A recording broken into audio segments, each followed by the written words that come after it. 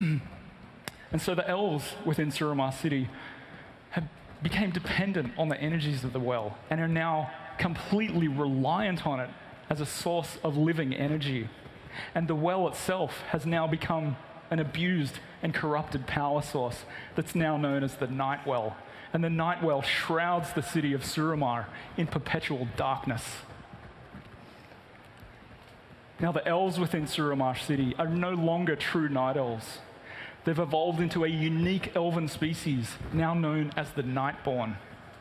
And given little choice, the Nightborn leader, Elisande, has now brought down the shield, forged a pact with Gul'dan, and opened the gates of Suramar City to the Legion. Now, the concepts you see on screen here are some early concept work for the Nightborn elves.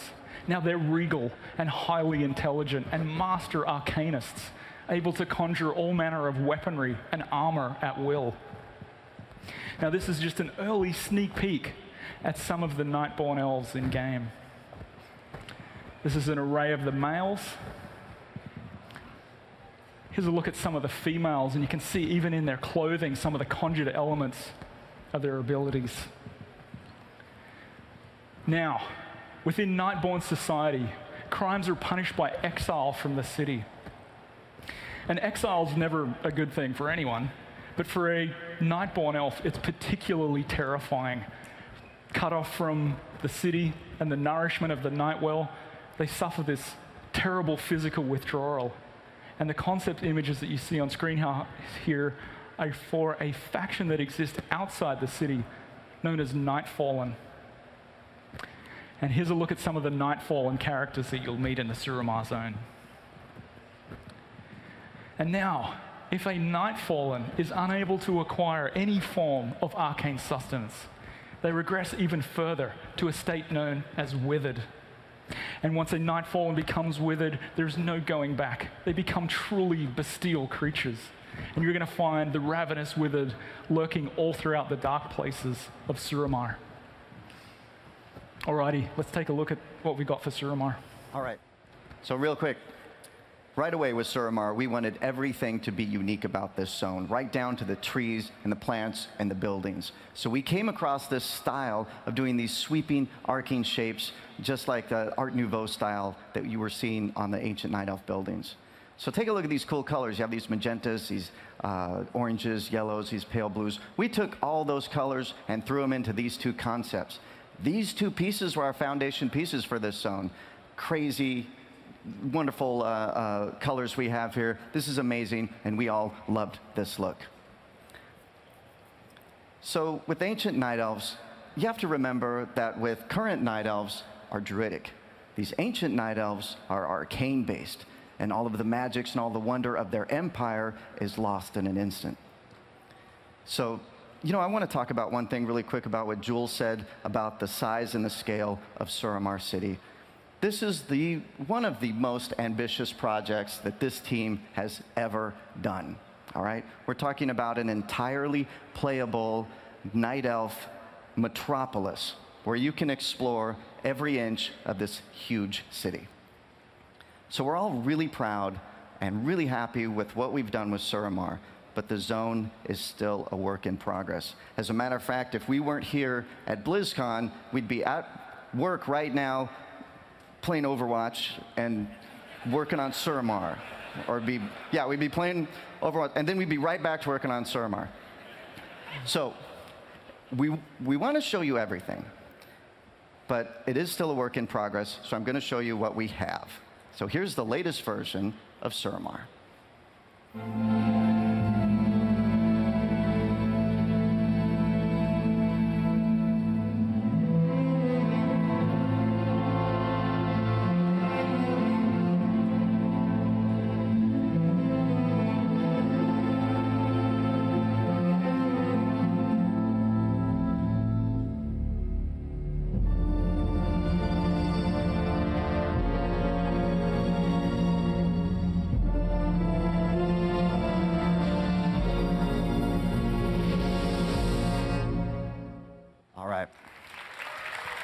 Okay, real quick, You notice there's one more zone we haven't talked about, Thaldernath. Well, we are still working on that zone, and it will be coming soon, much like we did with Tanan Jungle.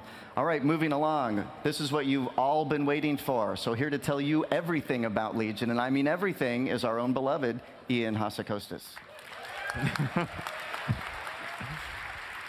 Thank you, guys. Thank you, Gary. Thank you, Jules. All right, so that was the world of the Broken Isles. So much to get through. We're going to talk about dungeons and raids. But before we get to dungeons and raids, I want to talk a little bit about the gameplay and the systems of the Broken Isles themselves.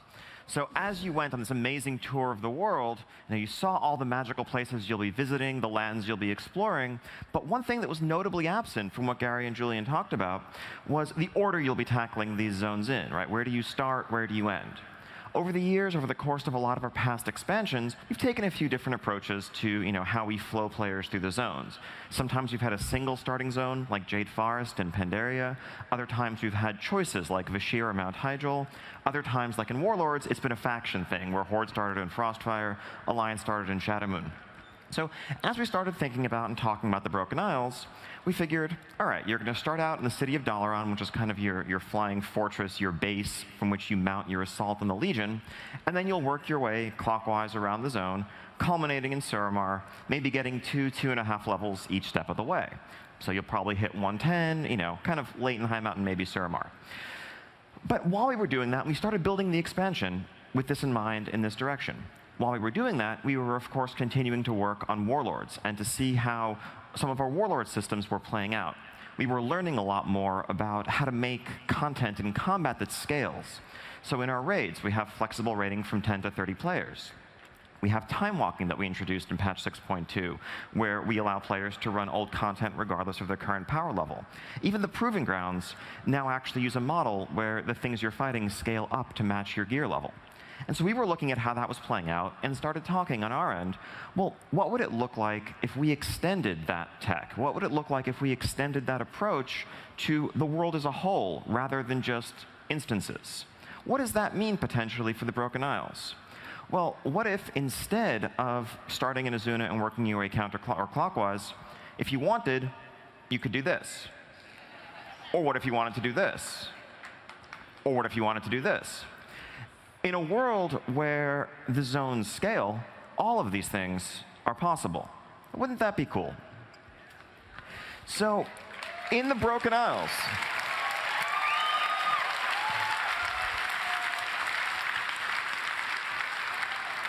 exactly. It would be cool. That is the answer.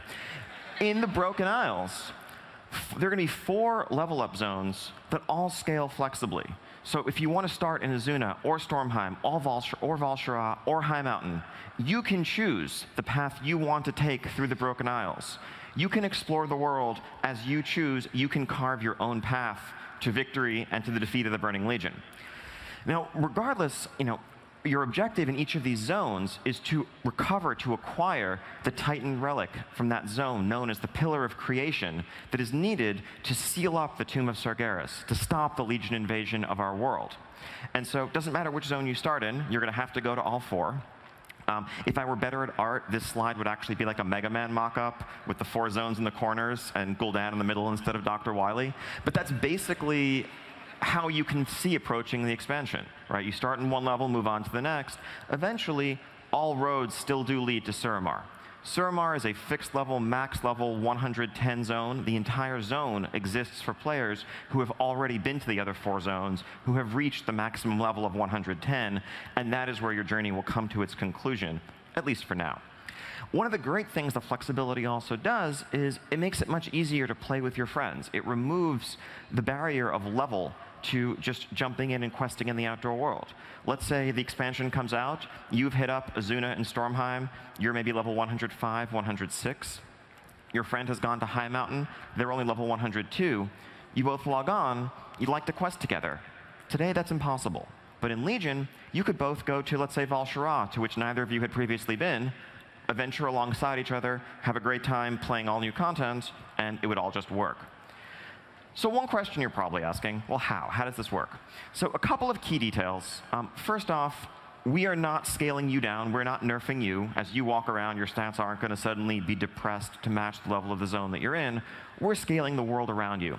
This is seamlessly integrated into the UI, into the feel of combat. If it takes you, 12 or 15 seconds as a level 102 player to kill a level 102 boar, it would probably take you the exact same amount of time, give or take, as a level 106 player to kill that boar. So it should all just work. Our goal here is for someone who isn't at Blizzcon, who isn't, following along with the latest news about the game, reading the patch notes, they're just excited to play a new WoW expansion. They should be able to buy the game, hop in, and go questing, and not even necessarily know that anything is different. It should just feel like the WoW questing experience you're used to, except with a whole lot more freedom. Now, of course, the itemization in the zones as we do this is going to follow suit. So if you're level 102, you'll be getting appropriate quest rewards for your level. Same if you're 107. Don't worry, the scaling doesn't go all the way to max level, so you're not going to be incentivized to skip all the quests and come back and do them at max level. Just play the game. It'll be fine. And then, of course, alongside all of this, your artifact is something that is continually growing in power, and that is keeping you ahead of the power curve. So you will be stronger at 108 than you were at 102, thanks to your artifact, which is, of course, the key to success against the Legion. And throughout, in the individual zones, there are still going to be some max-level only creatures to keep you on your toes, the equivalent of the Fell Reaver wandering around, or that really scary demon base that doesn't scale, that you're going to need to wait to come back at max level to tackle. So that is level up in the Broken Isles. Now, what about endgame? What happens once you hit max level? How are you going to be making use of this space? Now, again, over the years, over the course of expansions, we've had a lot of different approaches we've taken to this system, to this problem, to this type of content. So for those of you who played back in Wrath of the Lich King, you're probably very familiar with this fellow. You probably spent quite a number of days doing his bidding. You did that so that you could buy this stuff, and you wouldn't walk around with unenchanted shoulders, and that was kind of important. And then once you were done, once you hit Revered or Exalted, whatever your goal was, you probably didn't go back and do these dailies anymore. Mists of Pandaria. If you did dailies in Mists, Lao Softfoot got stuck in this cage on a pretty regular basis. You might have rescued this exact guy from this exact cage dozens of times. You did it as part of a sprawling network of daily quest content that told in advanced stories. That's what we did in Mists. And more recently in Warlords, of course, you have your command table choice on a daily basis, deciding where you want to go. It's not necessarily a single quest that's given to you, but you get to choose your path, whether you want to go to one place or another, and there are various ways of completing those objectives. So that brings us to Legion. Our core goal for Legion outdoor endgame gameplay is to deliver the best of both worlds, taking the best of Warlords and Mists.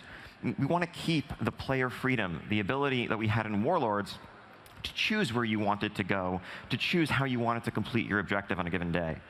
We also wanted to keep that free-form gameplay in certain areas where you could, again, take multiple routes to success, multiple routes to completing your objective, but we wanted to imbue it with that sense of purpose and storytelling that we had in Mists of Pandaria, where there was a clear reason for your actions. There was a clear point to what you were doing, what you were accomplishing, the enemies you were defeating, the allies you were making, the bonds you were forging with those allies. All of these things serve to advance the story once you hit max level, and that's something that's essential for us to do a better job with. Now, while we want freedom and flexibility, we also want some sense of structure so that you have some idea where to begin, where to end, what you probably should be doing. But we want to deliver that sense of structure without the sense of compulsion that sometimes came along with missed dailies, where it could feel like if you missed a single day, you were falling behind, and you felt obligated to log in, even if that's not really what you were looking forward to doing that evening. Finally, one new thing that never could have been a bullet point before today is that because the Broken Isles are flexible, we can make use of the entire continent of the Broken Isles for endgame outdoor gameplay. We don't need to limit you to a little small section of a zone, like the way in Valley of the Four Winds in Pandaria, there was the Hosen Plateau, and that was pretty much the only max level place in that entire zone. The rest of it was largely dead to you, well, except for the farm, once you hit max level. This time around, we can make use of all of it.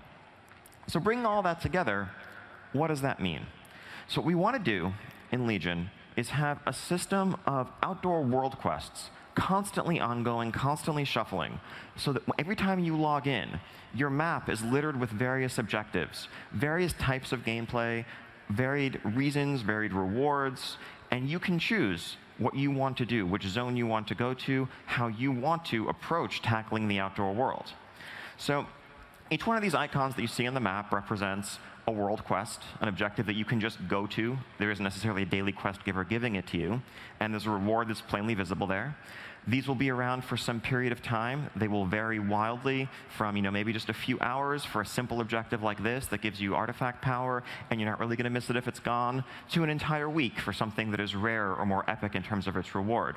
We want to get away from a strict daily schedule and more an organic sense where you can come and go, and there's always going to be something new and exciting waiting for you when you log in. So let's talk a little bit more about this.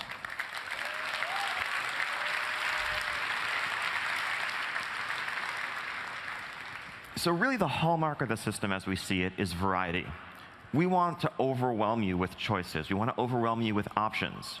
A way of looking at this is actually kind of like the garrison missions that your followers get to do in Warlords, you as a player get to do in Legion. You can log in, see this incredible list of things, decide what rewards you value, what content you want to tackle. And this is a wrapper that really we can use to cover virtually everything we're doing in the outdoor world in Legion. So a lot of these are going to be tied to specific factions, the reputations that you've met as you adventured through the world, whether you're aiding your Nightfallen allies in Suramar, or the High Mountain Tauren, or other factions. It also lets us do types of gameplay like, for example, PvP objectives. Maybe if you're a Horde player, some of these objectives will be Alliance-held towers that you can assault, where you have the quest of killing a few NPCs there. Of course, going there is going to flag you for PvP, so it's up to you if you want to, do that or not. Your call. Similarly, our existing world raid bosses can be actually just wrapped into this system as something that comes along, sticks around for 7 days, and gives you an awesome epic reward to then be replaced by something else as they all cycle through. Professions. Gatherers, if you are a miner, if you're an herbalist, you might have access to unique outdoor objectives that are specific to your gathering skill that let you interact with the world in a way that others can't. And finally, this wrapper gives us a chance to bring back some of that fun minigame gameplay. If you think back to Gnome Obliteration, rolling around crushing thousands of gnomes in Uldum, or Roll Club, basically a lot of things that involve rolling. That was the rolling down the Great Wall in Vale. All of those can be free-form adventures, free-form objectives that you're going to stumble into and experience. So what's the structure for these? How is this actually going to work from a player experience perspective? So of course, there's this map of objectives. And that map, by the way, we want to have consistent for the entire region. So the entirety of North America would basically have the same objectives. You're not server hopping, trying to find the ones that you want. But you can always play with your friends on other servers because you all have the same goals. Now, what we see here is your class order hall. This is the Paladin class order hall, where on a regular basis, emissaries of the different factions of the Broken Isles will come to visit you to request your assistance, because they are in need of your assistance as one of the great champions of the world. And when you accept their quest, they're asking you to go out and do a few objectives on behalf of their faction. Now, the Valkyria emissary from Stormheim, for example, may ask you to do 5 Valkyria-related objectives, but actually there's probably going to be 10 or even a dozen options. So you can look at the map, pick the types of gameplay, pick the types of rewards that you like the most, and pick those for how you're going to satisfy her request. Now, also, you might notice the quest markers over their heads are not blue, they're gold. That's because these aren't strictly daily quests. These emissaries will come by your order hall, but they'll stick around for a few days. So if you haven't attended to them, eventually they will kind of get bored or frustrated and wander off. But if you haven't logged in a couple of days, you'll have a few more of them waiting for you. You can think of them more the way quests work in a game like Hearthstone or Heroes, where even if you don't log in every day, there's still going to be something there waiting for you next time you log in. It's that freedom without the sense of pressure or obligation. All right, so we're going to talk a lot more about outdoor endgame in the future, but I just wanted to kind of lay out what we're thinking so far, and can't wait to share more of that with you. Now, onward to raids and dungeons. So first, I'm going to walk everybody through some of the actual instances, some of the actual content, and then we have a little systems thing to talk about at the end, but we'll get to that in a minute. So raids first. So we have 2 raid zones that we're going to be launching Legion with, the Emerald Nightmare and the Grand Palace of Suramar. So the first raid zone, accessible a few weeks after launch. I think we're going to go with the same system and the same overall structure we used for Warlords. I thought that pacing worked pretty well. You didn't feel obligated to rush to max level, but the raids were there when you were ready for them. So the first raid is the Emerald Nightmare. This is a 7-boss raid in Val'Sharah. And this is the Emerald Dream. At long last, players get to venture into the Emerald Dream, see what has become of it. Seriously. So the Emerald Dream is, in its origins, it's actually the blueprint for all life on Azeroth, in a sense. It's this verdant paradise, this parallel world that mirrors Azeroth, unspoiled. Well, unspoiled for a while, until it fell into nightmare and was corrupted at the hands of Xavius. And that's where you're going. That's the place into which you are headed. You'll get there by actually climbing the World Tree Shaladrasil in the zone of Val'Sharah, crossing over from our reality into the reality of the dream, and doing what you can to root out corruption there. So let's look at some of the enemies that you'll be encountering. So first off, one of the really sad things from an encounter design perspective about Draenor was that, according to the lore, there are no dragons in Draenor. We had to go in a year and a half, an entire expansion, without any dragons to fight. That is a tragedy. So of course, what should we make the very first raid boss of the new expansion? Dragon.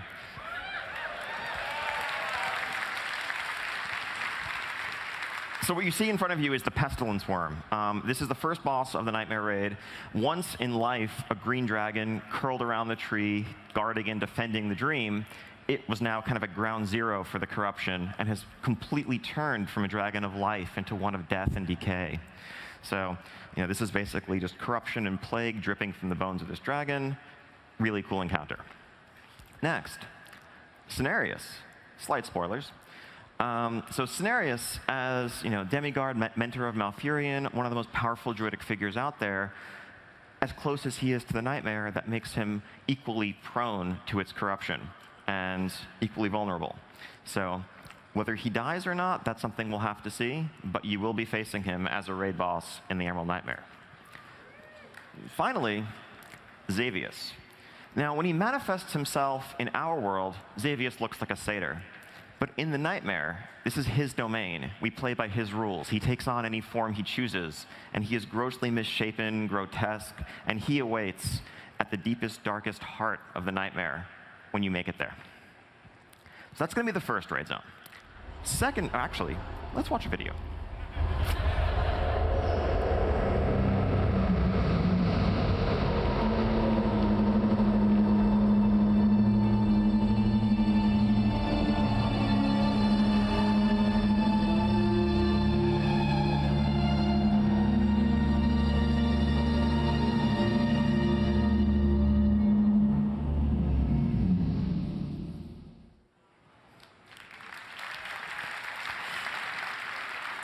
So yeah, if you look at that video, you might have noticed a couple of familiar locations. Remember, the dream is a parallel of Azeroth, and so the Nightmare, so too, is it a parallel.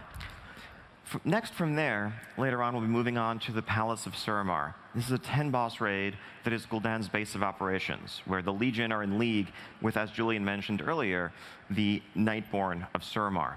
This is where what will be the final pillar of creation, the Eye of Aman'Thul, has been used to power and infuse the Nightwell with energy that drives the Nightborn civilization, and we need to go and retrieve it if we want to have any hope of success.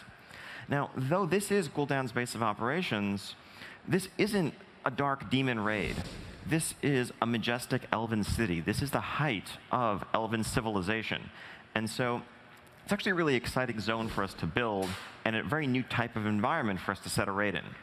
So the way we start as we're building a raid, we start initially with a 2D layout like this that has a rough framework of where the bosses are going to be arrayed, what the rooms are going to look like, what the flow through each floor is going to be. This is a cross-section of the middle floor of the Palace of Suramar. So we take that alongside with some concept art. This was a piece that was originally shown at Gamescom that shows that exact same courtyard. And our dungeon artists begin to sort of execute putting the two together. And one of the great things about the palace is that this is an open, sprawling space with an astronomer's observatory with botanical gardens, with guest quarters. It's a functional space that once stood as a monument to a civilization at really the heights of Azeroth, but now it's in the hands of a deep corruption and deep darkness. We need to go to root out some of the Legion that are in there, but also the Nightborn that have betrayed their own people. So let's look at some of the enemies. You're going to be fighting a Dreadlord Ambassador. This is one of the most powerful Dreadlords in the Legion, who is on hand to make sure that everything goes according to plan, that Gul'dan doesn't fail the Legion again, and that the uneasy allies they have in the Nightborn do not disappoint them. And the Grand Magistrix of the Nightborn herself, who has basically power over time given to her by the Eye of Aman'Thul and the Nightwell. She is one of the most powerful mages in existence, and she's going to stand in our way before we can get to Gul'dan, who will be the final boss of this raid. So it's a little bit about our raids. Now let's dive into dungeons. So you've heard me say before that dungeons are at the heart of the Legion expansion in a way that I think dungeons have been at the heart of no other previous expansion. We have 10 dungeons coming for you in Legion. So first off, let's go over a quick look at the level up dungeons that you're going to be experiencing. And then we'll take a closer look at a few of them, and then talk about some other stuff. So level up dungeons. The Eye of Ishara is in Azuna. This is the place where you'll continue and finish up the storyline of that zone. Neltharion's Lair in High Mountain was once the cavern home of the dragon Deathwing, before he was Deathwing, when he was Neltharion. It's now hollowed out, and this has become the capital of the Drogbar civilization, and you're going to have to go in there at the conclusion of the zone storyline to retrieve the Pillar of Creation from the Drogbar's hands. Halls of Valor and Darkheart Thicket I'll be talking about more in a second. Violet Hold, of course, Violet Hold is in Dalaran. As Dalaran moves, always going to be some shenanigans, always going to be some things afoot in Violet Hold. Somewhere along the way, it's not available right as you level up, but there'll be something that happens in the city that's going to require you to go in here. Now, something you've noticed as I've talked about these dungeons is we really want to integrate them into the storyline of the zones more than we have recently. They're not just complementing the zone or giving you, a look at a different aspect of the zone's ecology. Instead, many of our zone quest lines directly culminate in dungeon experiences. We want the dungeon to feel meaningful and every bit as part of the zone as the quest you're doing outside. Oh, and of course, since the world as a whole is flexible and nonlinear, the dungeons also can be done in any order as you level up, depending on what zones you choose.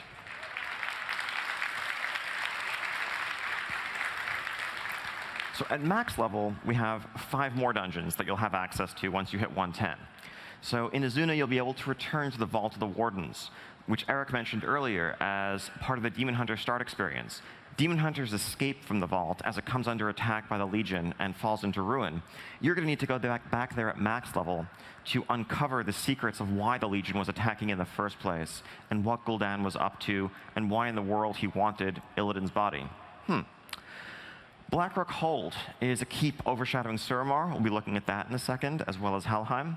And then we have 2 dungeons in the zone of Suramar, actually in the city of Suramar itself. The Noble District is actually an outdoor dungeon set in the city of Suramar, where you're infiltrating the home of one of the most powerful noblemen in Suramar as he plays host to a party for many of the most powerful Nightborn and even the Grand Magistrix herself. This may be a rare opportunity to strike at the Grand Magistrix, and it's not something you can pass up. We're looking to create some gameplay in this dungeon that's very different from anything we've done, actually probably ever, in World of Warcraft. The Suramar catacombs beneath the city, and in fact, these catacombs stretch beneath the entire zone.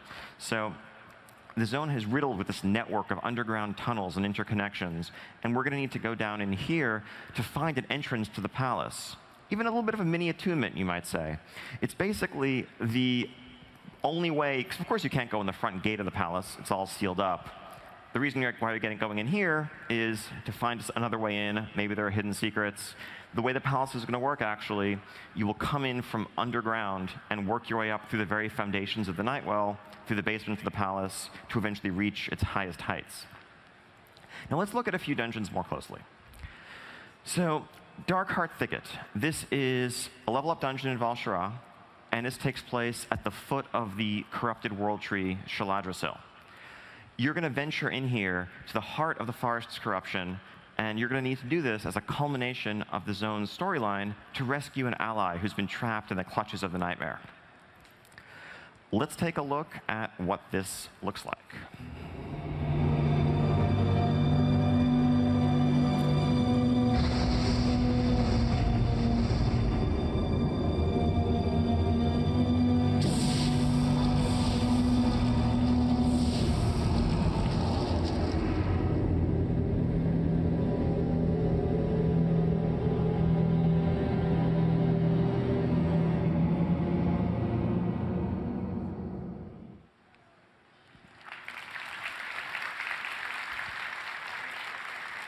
So unlike the raid, which actually takes place in the nightmare itself, the dungeon is really at the foot of the world tree, still rooted in our world and our reality, but you're seeing the threat that it poses if it's allowed to seep out fully.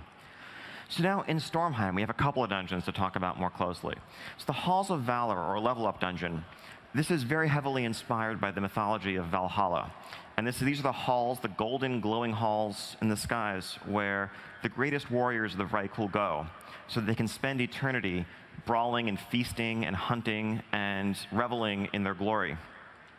Odin sits on his throne overseeing these lands, and you need to go here, and you're actually going to be brought here by your race against the god king of the Vrykul in service of the Legion, who's also seeking to claim the Aegis of Agrimar. The two of you are going to come to a deadly confrontation in front of Odin as you each seek to prove your worth and prove that you are the one that is worthy of holding the pillar of creation known as the Aegis. Let's look at the Halls of Valor.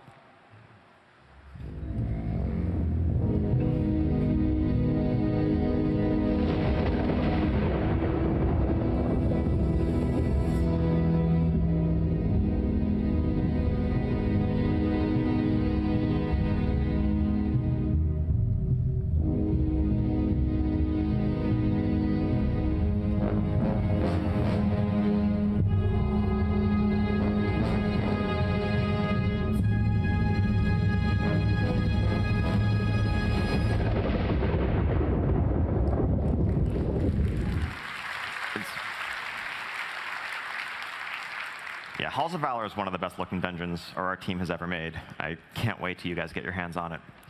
So the counterpart to the Halls of Valor.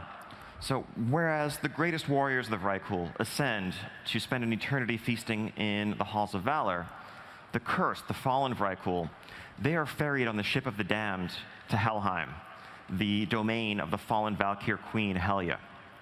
And you are going to find yourself at a fog-shrouded dock alongside other fallen souls, waiting for the ship of the damned so that you can get on board and retrieve and safeguard some of the most precious of cargo. You'll have to see what it is. But yes, I did say ship, and that does mean that a good chunk of the dungeon takes place on a ship. So in a sense, if you know what the Grimrail Depot is to trains, you might think of this with regard to ships.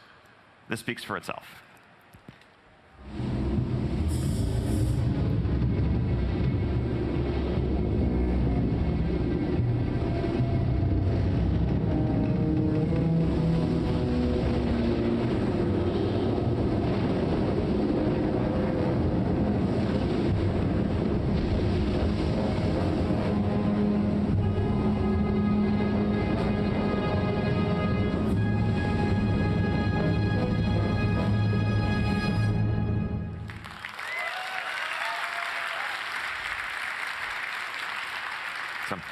We've rounded up all the motion sickness prone designers on the team, had them play through the dungeon.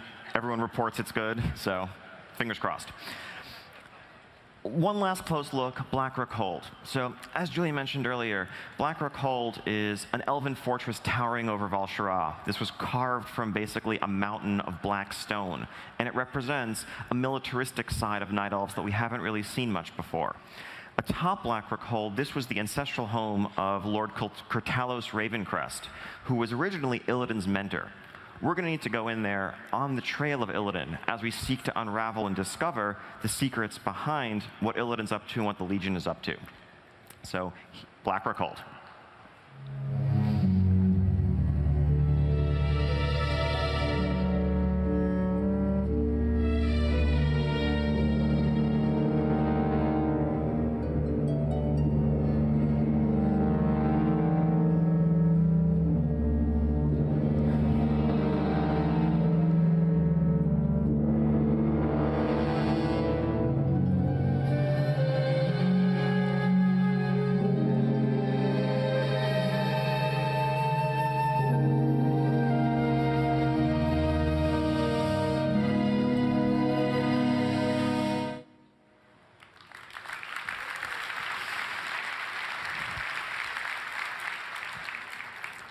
All right, so 10 awesome dungeons waiting for you in Legion. Let's talk a little bit about the role of dungeons in the endgame. Almost seems like it goes without saying, of course dungeons are endgame. You hit max level, you run heroics, you gear up. Obviously, over the years, we've taken different approaches with valor points, with badges, to keep dungeons relevant and a central part of the expansion throughout, but really, we've made that our focus more than ever before in Legion. So our goals for Legion, as we were setting out to think about the place of dungeons, were that we needed dungeons to remain relevant throughout the entire expansion. And relevance means both in terms of reward, but also the difficulty and the engagement of the experience, so that you're not, as you did maybe in the past for Valor or badges, stomping increasingly easy content for increasingly better rewards. But of course, if you're going to be doing dungeons for the entire expansion, it's important that there be some variation in the experience. And on top of all of that, we want to avoid what we call internally the Mechanar problem, where given the choice, you'll tend to pick the easiest dungeon, the most efficient one, and do that repeatedly for the rewards at the expense of the others, and even if it's not your personal favorite dungeon. So how does this all come together? We had Mythic Dungeons in 6.2. We've had Challenge Mode. What if we were to combine some of those ideas? What if we were to take Challenge Mode and repurpose Challenge Mode as a true open-ended endgame experience for all players to make dungeons relevant from start to finish, so you can do a dungeon that's as hard as you want or need it to be for a reward that is commensurate in power to the challenge you just took on. That is what Legion Challenge Mode will be. So today, to start a challenge mode in Warlords, you walk into a challenge mode, you click on the pedestal at the start, a timer pops up. In Legion, you will begin these challenge dungeons with a challenger's keystone that you will obtain in a means still to be determined, probably through some of the world event quests that we talked about earlier. But this keystone points to a specific Legion dungeon and has a power level associated with it. That power level determines the difficulty of the dungeon you're going to be running, but also the reward that you're going to receive from it. At higher levels, the keystone might also introduce some additional modifiers as a wrinkle to keep you on your toes. Now, there's still a timer in Legion challenge modes. However, instead of gold, silver, and bronze, we're condensing it to a single timer that's actually probably a little bit more lenient than what silver currently is. We don't want this to be about a frenetic, mad dash through the zone. We want it to be about awesome core dungeon gameplay.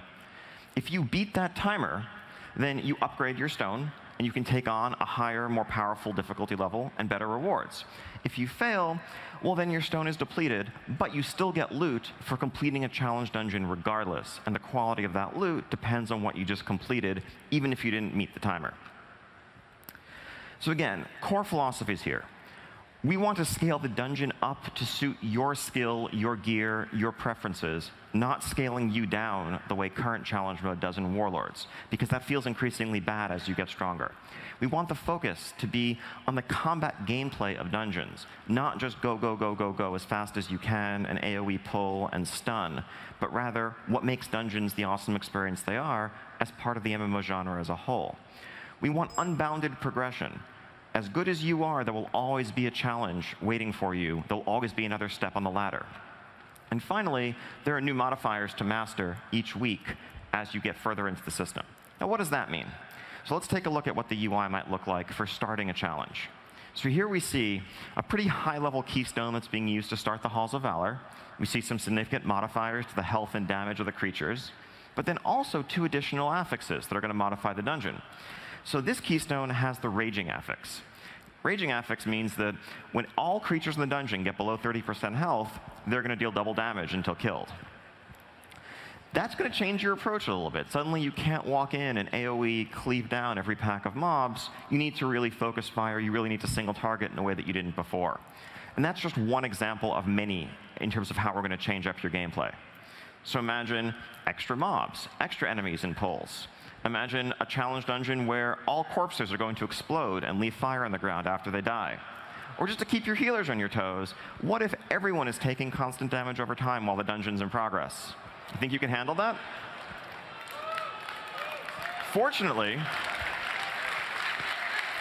there are awesome rewards waiting for you if you can. This system is going to start at just a small step above heroic dungeons. So don't hear challenge and think, oh, this isn't for me. If you do heroic dungeons, this is for you. There is a point of entry for you here. But no matter how hardcore you are, there is something in this that will break you. It's up to you to find that breaking point. The higher you go, the better the rewards. And the core of the system we want to deliver is a genuine alternate path to complement rating or even replace it for you entirely if that's what you prefer, if that's the gameplay that you choose in your dungeons.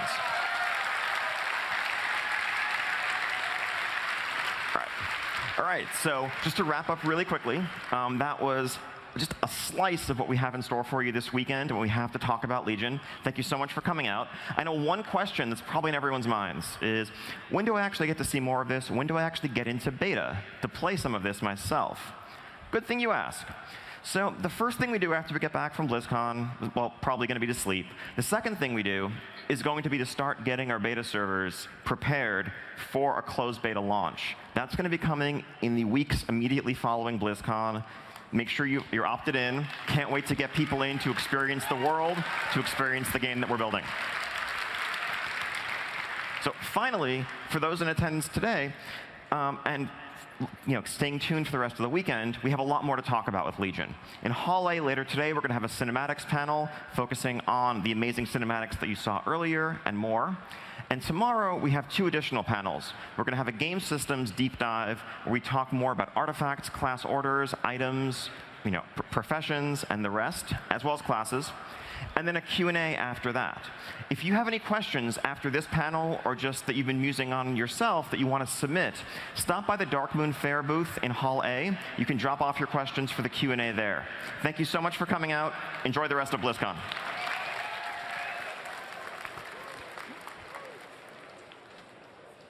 Thank you for attending the World of Warcraft Legion World and Content Overview panel. Up next, the Heroes of the Storm Hero Deep Dive panel.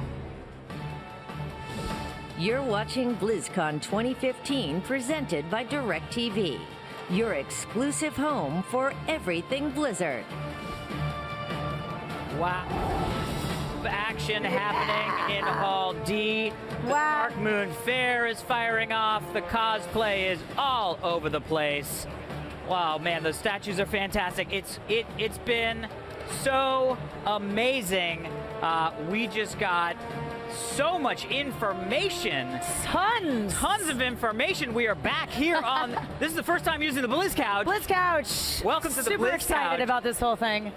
Michelle. Alex. Wow. Yeah, literally. Lots of information in there. Yeah. A lot of detailed stuff. Like zone scaling. Zone level scaling. That's huge. Massive. So the fact that you're now not going to need to go through a specific level progression. Yes, you can choose your own path. You can choose your own path. Outside of Suramar. Right. Which would be the end, but the rest of them, you can choose your own path throughout it, and they did that in Warlords of Draenor with the Dungeons experience. So it's really cool that you can do this. I'm really excited. And all of the story dungeons are going to be the same way, where you're not going to need to do them in order. You're not going to need to be like, oh, one more level and I can do that first dungeon and all that stuff. This is so crazy. Lots of really great stuff. But first, we want to check back in with Malik, who is standing by in the arena with a quick esports update. What's going on over there, Malik? Thank you, Alex. Hey, how's it going? I am here in the esports arena. And guys, I have to remind you, there are 4 world championships happening this weekend, and 3 of them have already gotten started with their rounds of 8 in Hearthstone, World of Warcraft, and StarCraft 2, which is going on right behind me. Now, there was an epic match that happened to kick off the Hearthstone tournament. Dice and Kranich, they went toe-to-toe. Dice was able to come out 3-2 on top in that match. It was a very, very close match. And right behind me, Hero is trying to make the most epic comeback against Classic. And the adrenaline in here is so high. I can hear people's hearts beating. I felt like I took a shot of epinephrine just walking into this room just now because of how tense it is. Guys, it is going down. I'm going to continue going all around the floor, getting all the updates. And guys, I have to sit down and watch the rest of this match because it is getting real. So I'm going to send it right back to you guys. Thank you very much. Oh, man, Malik, you're having so much fun in that arena. I wish we could be kicking it with him right now. I know. That's so awesome. All the esports stuff is going crazy. I know. The stadium looks incredible. But, guys, Warcraft lead game designer Corey Stockton is coming up in just a few minutes. But first, remarkably immersive worlds are hallmarks of every Blizzard game, and original music plays a huge role in creating that experience. experience. So let's check in with Blizzard's Senior Audio Director, Russell Brower, to see how the music team created the atmospheric score for World of Warcraft Legion.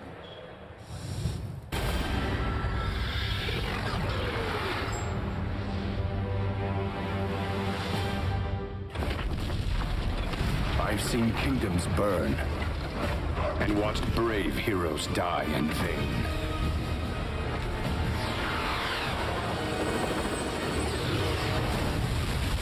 It's been difficult for me to trust after losing so much. My name is Russell Brower, and I'm Senior Director of Audio and a composer for Blizzard Entertainment. Each time we start an expansion, we ask ourselves, what is it music can do that we've never done before, or that will somehow plus the whole experience and make it better? One of the things that we arrived at early on was an idea that came from one of our artists on the World of Warcraft project. And he came to me and said, I would love it if the Legion had a musical theme.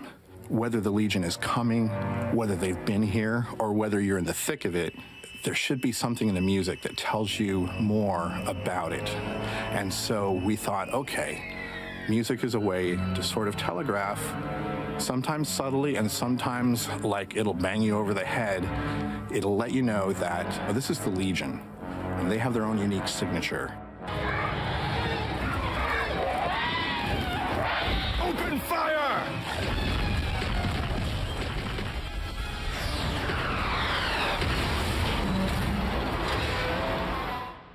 The theme we chose for the Legion, I'd say its outstanding characteristic is that it's relentless. You feel sort of an unsettling emotion, and that's because it's not even playing very loudly. It might just be a low bit of strings or something that's just very subliminal.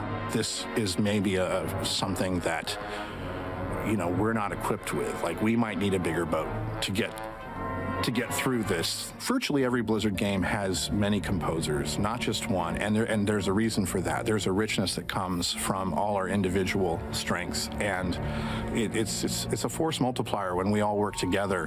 When we all get in the studio together and we listen to each other's music being recorded, we start going, oh man, that's good. I wish I had written that. Or, hey, that gives me a great idea for this. And pretty soon, after a few months of this process, I'll find myself sitting down to put together the soundtrack album that will be in the collector's edition. And when I reach that point, I find that I can no longer tell who wrote what. I don't even remember what I wrote, because we've come to the point where musically, we're sort of finishing each other's sentences. The musical mission of Legion is to depict heroes standing together against the apocalypse. There's all kinds of horrific loss and chaos.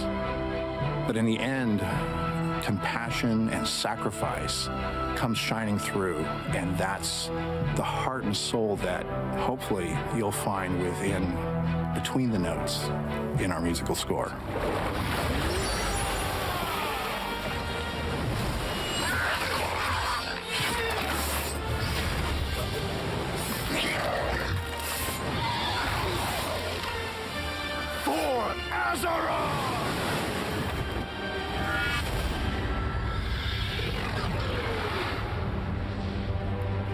Oh man, I love all of the music. Oh, all of it. intense, Russell's amazing. intense. He wrote Lament to the Highborn. I mean, come on. But enough about Russell for now. Right now, we have Corey Stockton, lead game designer of World of Warcraft, on the couch with us. Blizz Couch. First guest on the Blizz Couch. I love this. This is so much cooler than the desk. I agree. How you doing, man? This has been a huge day for Warcraft. I know. It's the kind of a day we look forward to. Everyone can't wait for BlizzCon, because not only do we get to announce all the info, but there's so much energy in this place everywhere you go. You know, it's an awesome day for everyone in the team. Let's first talk about that cinematic, because that was unbelievable. I know, that one's so good. It really hits so many different emotions, right? You've got so much Alliance in it, and then you see Sylvanas come up, and the Horde. I mean, it's just like, I love it. It's like a roller coaster in this like short little period of time. And it really kind of teases the whole Anduin storyline and what's going on there. Oh yeah, and we've been talking about that for a long time, right? So I mean, it's finally kind of, we're building up. Oh yeah. Exactly. Well, there's a lot of lore that's going to be coming up, I'm sure, that we'll be getting into. But one of the things that I know that we really want to hit on and talk about is the class order halls. Oh, yes. We really wanted to get into that with you. I know that, you know, last expansion we focused a lot on the garrison experience. And that was fun. We did it for a little while. But it seems now that the class order hall is being so much more specific to the class. It is a different system. What did you guys learn from the garrison system that allowed you to implement the class orders? Well, I think one of the biggest things that stands out as being different is that it's a shared space. Yeah. Right. So everyone within that class will share that space. It's definitely something we got a lot of feedback about on the garrison. People loved it. They thought the customization features were cool. Totally. But a lot of times people felt like, well, there's no one else in my garrison. Right, you kind of feel alone. I'm kind of here by myself. So a big thing going into this was how can we make something that feels uniquely yours, which is where the class part comes in, but you still get to share it with other people. So I think we kind of hit that nice intersection where you get a little bit of both. Yeah, it feels like a place that you can hang out by yourself, meaning it's special, not just, you know, Stormwind in the middle of it, but that there's other people there. And one of the things that I thought was really interesting was when they were talking about the quests. Oh, yeah. That they're not specifically daily quests. Nope. Yeah. That really was a relief for me, because sometimes, you know, life happens. Oh, yeah. And you're like, I can't get my blue icon off. Exactly. We've got a whole new concept. We're essentially calling them world quests, which is this idea that every day out of your order hall, you'll have an emissary show up, and they'll direct you out into the world to basically do something in the world. But that's kind of like on a cooldown timer, right? So if you don't do it that day, something new could show up the next day. Right, but those things don't go away. So it's very similar if you guys have obviously probably played Hearthstone, and the Hearthstone quests, how they stack up. Yeah. So if you don't play for 2 days, you come back, hey, you got 2 quests.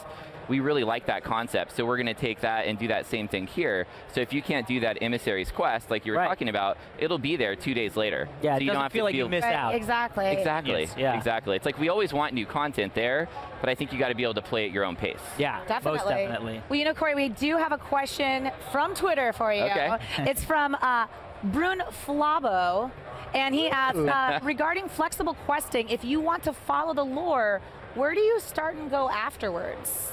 So we're talking about the flexible questing that was just announced in the big panel that they just talked about, that Ian was talking about. So how do we follow the lore if it's flexible questing in the zones? It's all based on how we're structuring the quests. So part of the concept here is when you get one of these quest lines, it's going to be related to a faction. And so when you do things within the faction, you'll be pushing a main storyline along the way. So you'll be doing lots of small tasks in different zones, but all of it will play into one large faction. So you'll have the choice when you come into your order hall for the day and we offer you something, you can choose to do that thing and do, say, 5 quests that are all kind of part of a package and earn a nice big faction hit all together. Or you could decide that you don't want to do that, and you could just go out into the zones and kind of do the world quests on your own. You'll still earn faction, but it'll be in smaller amounts, and you wouldn't kind of see that story in that order that we were presenting it. So there will still be a storyline that you can follow if you do it. So you can follow a specific line if you want to? You can, for sure. But if you don't want to, it doesn't matter at all. Yep, it's a choice. So if say a bunch of your buddies like a zone, and you guys all want to play together that night and just do the world quests in that zone, you can do that. So and you're you can not do everything spoiling there. the sort of zone story. I love that. Playing with your friends, you can just go and level, have fun, do world quests. Oh, that's well, and it's fantastic. because they're separated, right? The world quests are a max level thing. So when you're leveling up through the zones, by the time you get to the world quest, you're going to know these factions that you're doing it for because you already leveled up through High Mountain. You leveled up through Suramar. So you've gone through these zones and interacted with those factions, and then we're sending you back to continue that progress.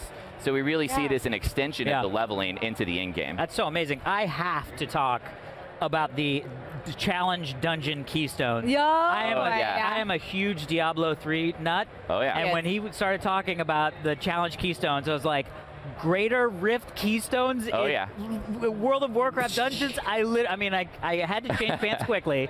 It's fantastic. So was that something that you pulled out of the Diablo 3 endgame stuff? I mean, it's definitely just sort of melted around. The concept, for sure. I mean, a ton of us on the team have played Reaper's an incredible game. It's so good in so many ways. And, you know, a ton of us have been playing it, and that's a thing at Blizzard, right? All of us play all of the other games. And so you get ideas, and we're like, that's working really well. How can we kind of integrate that in a way that fits, wow, and feels right? And challenge modes is something that we've been evolving.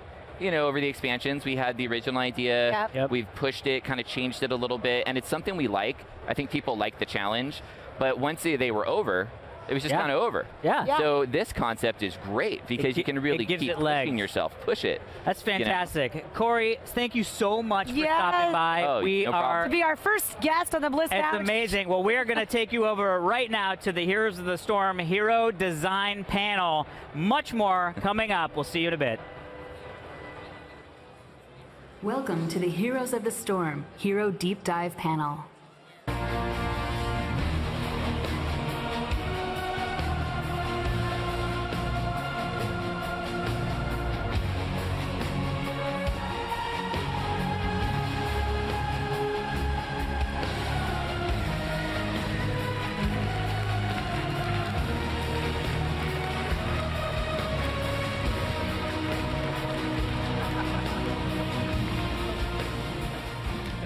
Good afternoon, Blizzcon! Woo!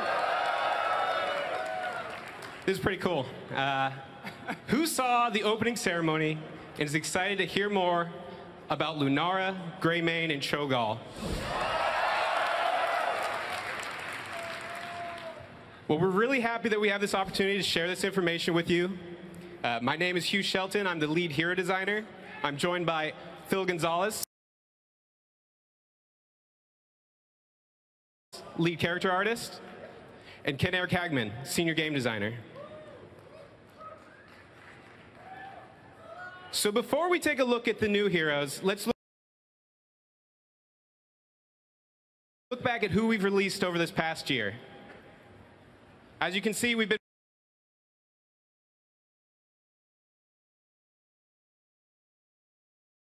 Coda.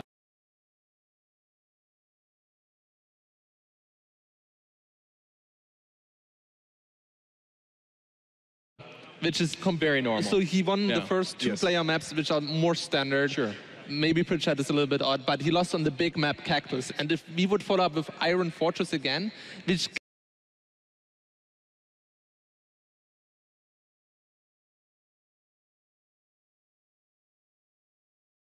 can, to some part, play out very similar to Cactus, it might be a little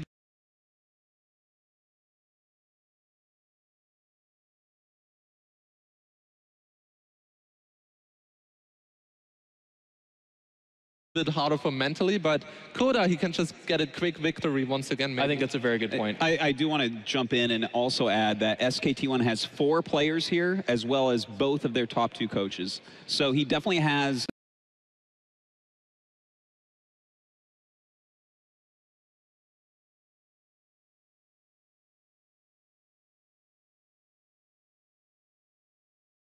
emotional hook would be. What makes you invest in this thing? We can do great action, but we want you to also be invested in the story and in the characters. And so we were looking at like war movies we liked and war tropes, and we started talking about the idea of letters from the front. You know, the letters home. It's kind of that why do we fight? What's worth fighting for theme. And we thought, well, what if it was like several letters mixed into the action? What if it was like, you know, maybe started with an Alliance footman who's on the brink of war and he's writing back to his family, you know, and maybe at some point in the action we transition to like an orc grunt who's, you know, charged with the defense of her village. And we thought, well, whoa, wait, maybe we even end it big. We end it with Varian finishing a letter to his son Anduin. And that got us pretty excited. And the more that we talked about that, the more it seemed like that was the thing to focus on. Because you guys know the relationship between Varian and Anduin is very important, very well known. And their ongoing debate about the merits of war versus peace are really integral to the story. So, you know, we pitched that to the game team. They were into it, and we started doing what we do. We got our broken old cork boards out of the closet and started sketching and pitching, and you know, just pitched it to the game team a bunch of different times. And when it started to feel like everybody was on board, then we brought in our storyboard artists, and we started building the animatic, which you guys probably know is kind of the Bible that we go off of to make these movies. And even at that point, we got Previs involved and started doing some early kind of visual conceptual work, right, Vince? Yeah, once you were comfortable with bringing the 2D storyboards into 3D space, that's kind of when the Previs team steps in. This is the stage in the pipeline where these conceptual drawings have to become realized with 3D characters interacting on 3D stages and being shot with cameras. And not every part of a storyboard animatic is going to make that transition perfectly, but we do try to preserve as much the storyboard spirit as we can, whether it's through composition or timing. And fumbling where I am, but one of these things that what you're seeing on screen is kind of a concept that was explored in Previs. The original concept board had the camera kind of floating above the deck and Varian comes out, but it was actually Dan who suggested, what if we follow Varian from behind? So we tried it in Previs and we showed it to Mark, and he actually really liked what it gave him, being able to see the expansive deck when we come out, being able to see down the length of the ship with all the life and the energy on deck before we go over the edge. So this is kind of how that shot evolved. I just want to talk really quickly about one of the unique challenges of this cinematic, which is that throughout the sequence, that gunship is actually flying towards the Broken Isles. You might not consciously perceive it, but at the end of every shot, we're closer to the Broken Isles than when we started. It's just one of those subtle ways that we do drama build. And the other thing that it gives us is that we wanted to feel right when we dip under the clouds and the way that the hair and the fire are being affected by the wind. And the truest way to get that is just to take the whole stage with all the actors and just shove it, and eventually just plummet it towards the surface. And without going too much into the technical stuff, it makes animation really difficult, and it makes shooting the stuff really difficult. That's right. And now, so we have our idea of what Previs is going to be. We have kind of a what's going to be in the cinematic, but now we need to know what it looks like, and that's where the art direction comes in, right, Chris? That's right. When Mark and I got together to think about the mood that we were going to go for, we quickly landed at the mental image of the Northern California coast on a cold November morning, you know, and it was meant to be a little bit hostile. You know, we wanted to make it clear that not only was the Alliance and the Horde going to fight the Legion, but they also had to fight the environment to some extent. Now, we knew we were going to have a thick cloud cover, multi-layered cloud cover with the Fellstorm at the center, but we also wanted to have opportunities for sunlight beams to penetrate the clouds, to give us opportunities for light pools, to carve out our characters, to peel them off the background, to stage them properly. And they were also meant to just move ever so gently, create ever so gently moving shadows across the decks of the ship. So we knew we were going to expose for the shadows. That meant that the highlights would burn out ever so slightly. And I would create little blooms around, for instance, armor glints or wave crests, things like that, just to add a little bit of brilliance to each frame. Right, I like that cold, sort of stark beauty that we were trying for on that. Got it. Right, exactly. So we have these beautiful paintings done by Chris. These are just quick swatches, but now that we have our mood, so to speak, we can talk a little bit about where all this action takes place, which is the gunship. Right, yeah, Varian needs a ship fit for a king, right? And we were only too happy to oblige. You know, we love these giant flying fortresses that are roaming around Azeroth. And so we asked the game team, and they were like, yeah, you could totally do that. And in fact, you know, since we were planning on crashing the thing, they said, well, you could probably customize it a little for your own needs, right? That's right. They basically allowed us to crash it. They said, this is not going to be featured in the game, this specific one, so just do with it as you wish. So as we you know, usually do when we try and translate assets into the context of our cinematics, one way to make it believable was to play with the proportions a little bit. So we elongated the ship slightly, and we also widened the bow just to make it a little bit more front-heavy, evoke the feel of a container ship or an aircraft carrier a little bit more. And then one thing that was important to me personally was just to re-envision the bilge, the bottom of the ship, in such a way that the propellers wouldn't feel stuck on, but like the ship was conceptualized from the start as a flying ship. So we added these little port side receptacles in the bilge. All right, so we have our concept here, as you can see, and actually this is just a little swatch that shows some of the materials that Chris had in mind for some of those pieces. And here we go. Here's our final turntable, just to show you what the final thing looks like. And actually, I want to turn it over to Mike Sandrick, because we have a lot of real-world textures and materials that are really on this gunship. Yeah, thanks, Mike. So anytime we do one of these cinematics, usually there's one or two assets that are going to be very technically challenging. And the gunship was definitely one of those. The reason why is that we saw it up close everywhere. And so we needed it very, very detailed everywhere. And what that basically means is that it's a very, very heavy model that took a long time to make. Just to put that into numbers, this model has about 7 million faces, polygons. It has about 3,000, 4,000 by 4,000 pixel texture maps on top of that. And then we ray trace everything. And that creates just a very heavy, very memory intensive asset. If you've got really sharp eyes, you can kind of see there in the bottom right, this asset takes about 4 to 6 hours of frame to render and about 20 to 30 gigabytes. But before we actually start any of this, we actually need reference to base this off of. And basically the direction here was 18th century frigates. We have the good fortune where we live that we were able to go down to the San Diego Maritime Museum for a day, and we got to crawl all around these types of ships and take all kinds of reference photos of them. It was great. Here's the texture team right now. It's Wei Wong taking some photos of the deck.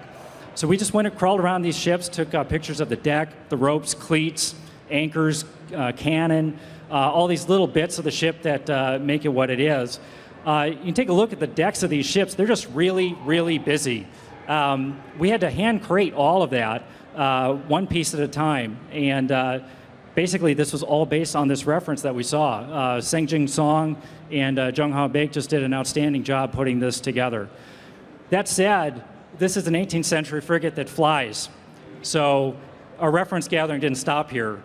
We also had to check out some museums and look at some World War II era bombers in order to get a reference for the engines on this thing. You kind of see here, I mean, if you go back, 50, 60 years, you get back to where airplanes were bolted together with aluminum plate and rivets. That's really the kind of the feel we wanted. Modern day planes are sort of put together with carbon fiber and glue. So this kind of reference basically just grounds the whole thing in reality. So it's a fantastical thing, but you believe it when you see it because it's based on something you know. All right, so now we have our reference, and it's time to actually model this. And this is, Seth, this is where your team comes into play. And I understand you have a little bit of an Easter egg for us as well. Oh, yeah, absolutely. So what you see here, this is our gnomish pilot, Remy Clutch Grind.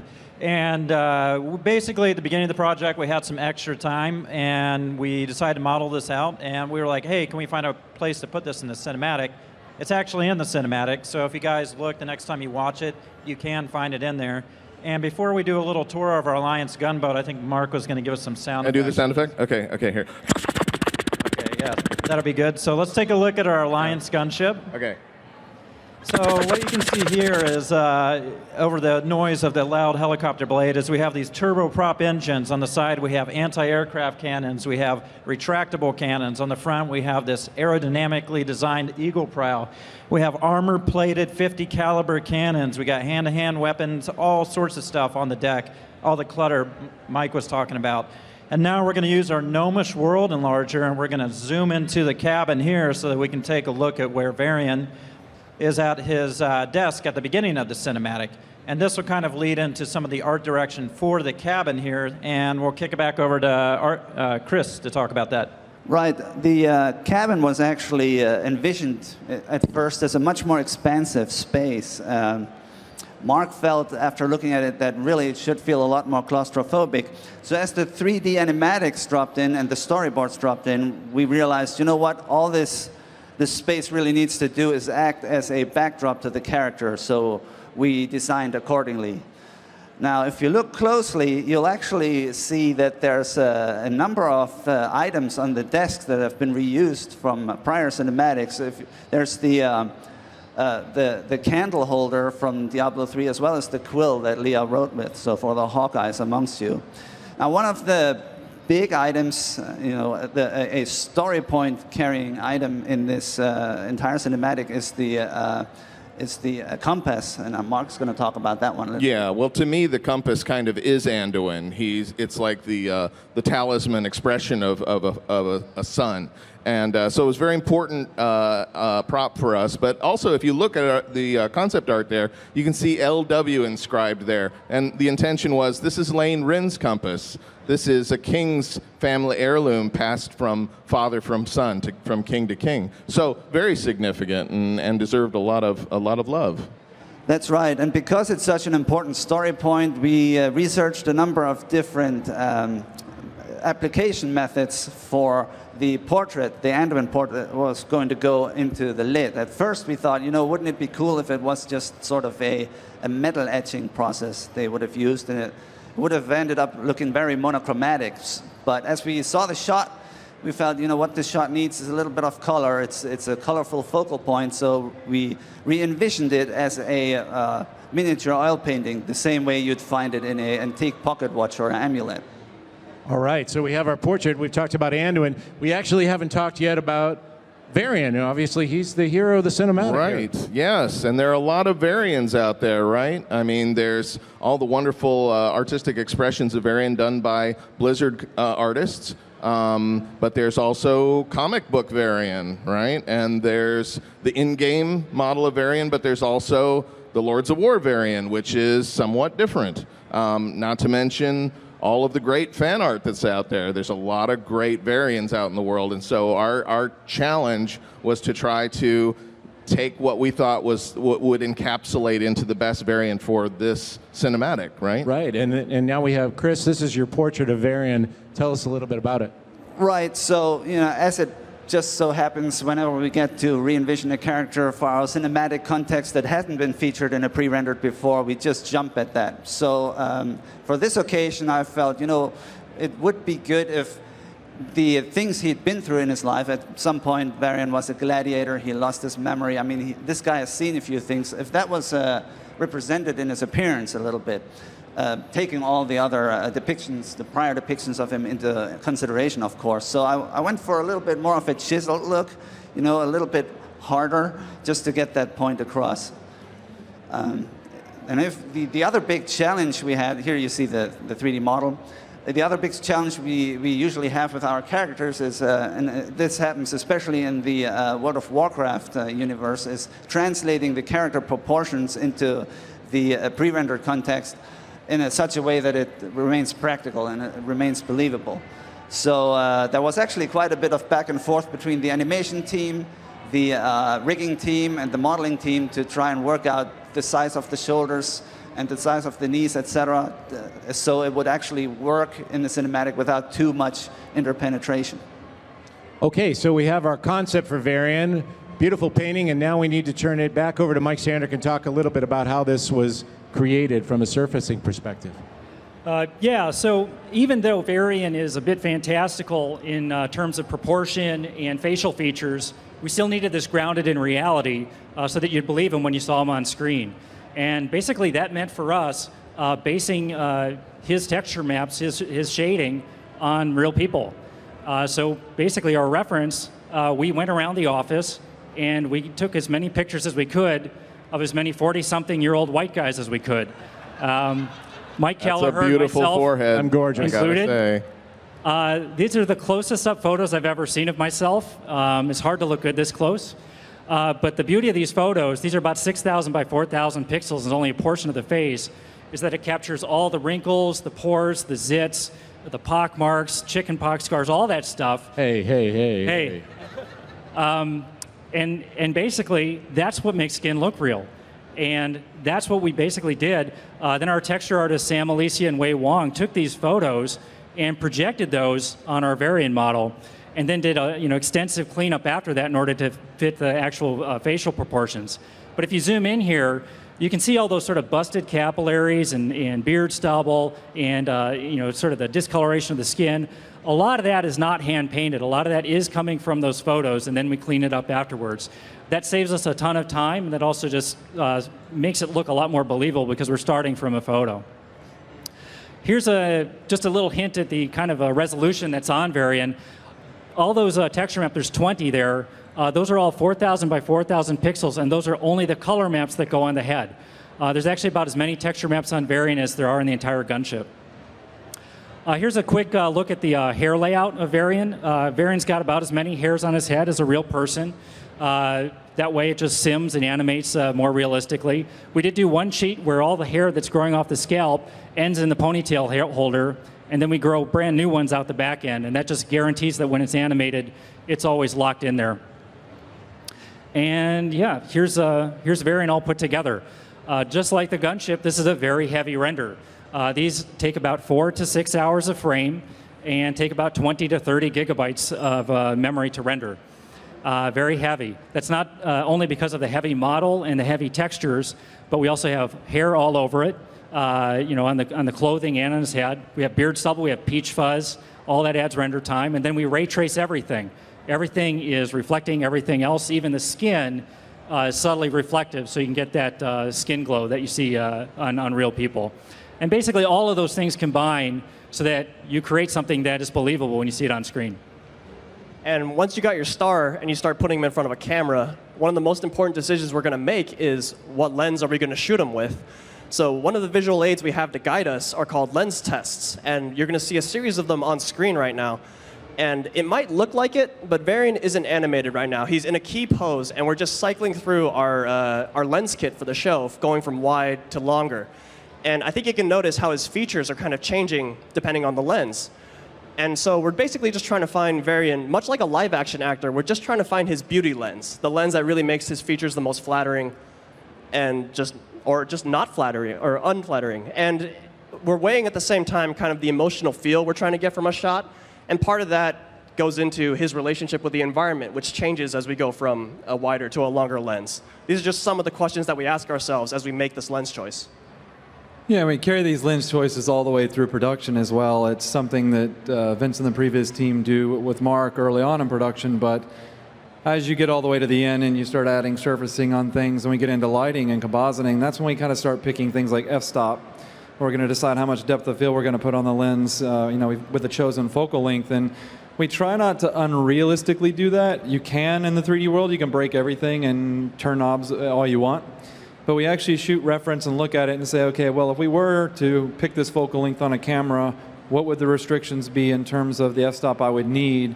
Or if you're really shooting for depth of field, if that's what's important, what are those limitations? And there's a finite amount of choices for those. And we're constantly trying to stay in the real world with those choices to help add to the realism.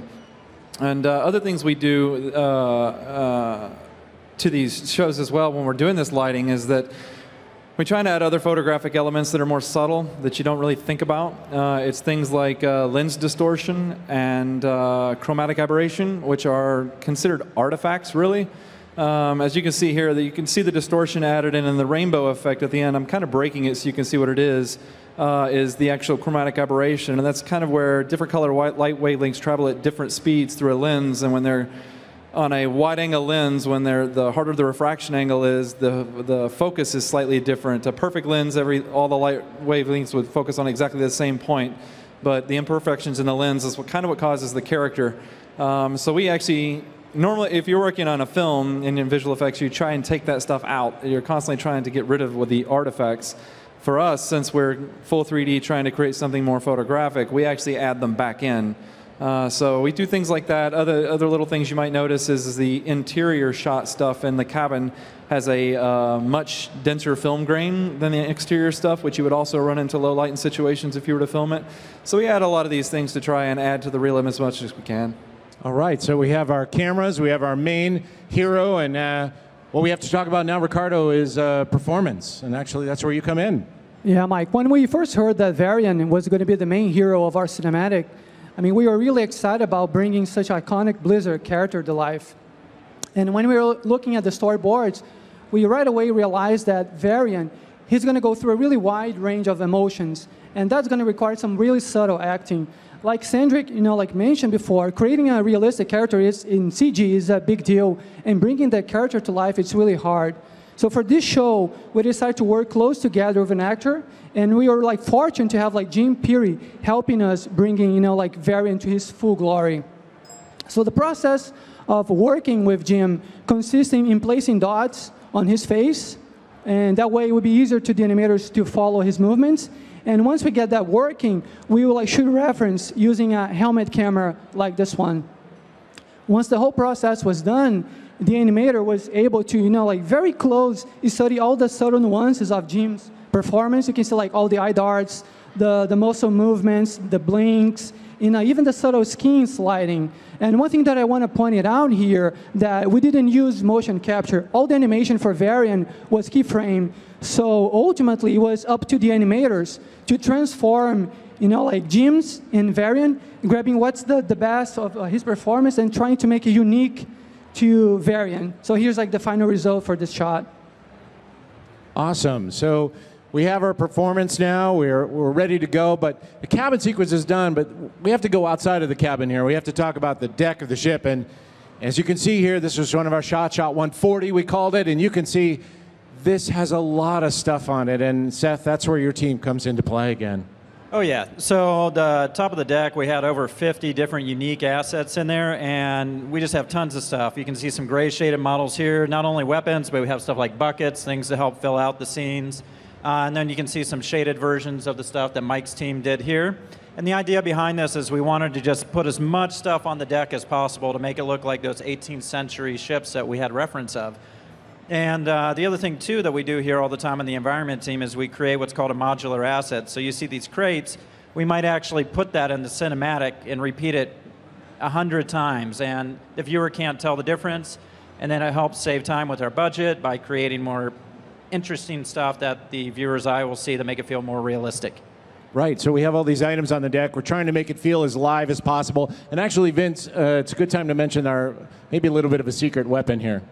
Yeah, we're really fortunate to have this motion capture camera system. Here's a video of me and Mark demoing it on screen. It's taking this really intricately detailed set that the modeling and surfacing teams have made, and Mark, with that shoulder-mounted apparatus, I can just drop him right onto the deck of the ship, and he's able to just walk around and scout in real time, changing lenses, basically like a real-life live-action shoot. And at any point, I could hit play or record, and all the animation that Ricardo's team just brings that deck to life. And every little micro movement that Mark makes is being recorded. So all the little camera shakes, tremors, or overshoots on subjects when you pan or tilt, it's all captured. And it's used to really great effect in the cabin section of the cinematic, actually, because Mark is in there shooting and he's reacting to those explosions coming from outside and doing a little bit of that subtle sway that really sells that you're on a seafaring vessel. Right, so we have some of that motion capture, but as you mentioned, Varian was a keyframed animation, but we did have a chance to use some motion capture on this show, right, Ricardo? Well, we knew that we were going to have to animate, hundreds of different soldiers for the deck. And the reality is this kind of thing to populate a deck like that with that many guys running around, pushing cannons, marching, can be very time-consuming and expensive. So in this case, we felt that motion capture was the right tool for the job. So we partnered with our friends from Activision, and we used their motion capture facility. And here you guys can see some of our animators having a good time. Everyone was really excited about that. And we needed to be creative. Right there, have a cannon. Here we built this platform to have the guys sliding. Yeah, everyone was having really a great time. And on the next slide, you can see Joe Frayne. I don't know if Joe is out there. But Joe is one of our layout artists, and this moment here, he's performing the moment when the Inferno hits the deck, and there's this major explosion. So we were really, thankful that Joe did 110%, and we were really excited to see how the final performance was going to look on the cinematic. That's the next frame. Okay, here we go. That's the moment when Joe gets hit. Awesome. Yeah, so unfortunately, since we couldn't see in its full glory, we decided to do a quick video for you, Joe, and say thank you and share with you guys. Right there in the back, that's Joe. And the cannon covered him up. Yeah, I mean, you can see it, right? Yeah. But we also use keyframe animations for things that we obviously couldn't get, like motion capture to work. This was one of the early tasks that Davey, one of our animators, did.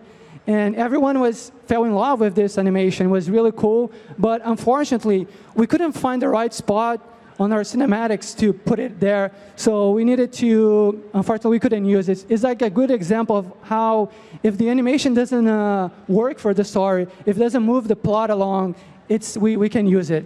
But we wanted you to see it here. Yeah. It's fun. It's just good that we cut it before Joe volunteered to mocap this. Yeah. Yeah, I hope he signed his liability forms. All right, moving on.